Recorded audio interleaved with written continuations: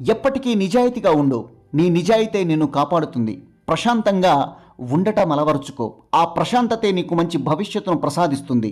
నీ చిత్తాన్ని, దృఢ సంకల్పాన్ని అది ఎప్పటికెప్పుడు కొత్త సవాళ్లు సునాయాసంగా ఎదుర్కొనేటట్లు చేస్తుంది. సంక్లిష్ట జీవితాన్ని నీదైన రీతిలో సరళంగా మార్చుకో. చనిపోయిన వారిని ఊరేగించేటప్పుడు డబ్బులు ఎందుకు చల్లుతారో తెలుసా? ఒరే పిచ్చోళ్ళారా, నేనెంతో ధనం సంపాదించాను, ఒక్క పైసా కూడా తీసుకెళ్లడం లేదు. రేపు మీ ధనమైన ఇంతే. కనుక ధర్మంగా, న్యాయంగా జీవిస్తూ 10 మందికి సాయం చేసి పోవటమే అసలు మానవ ధర్మం.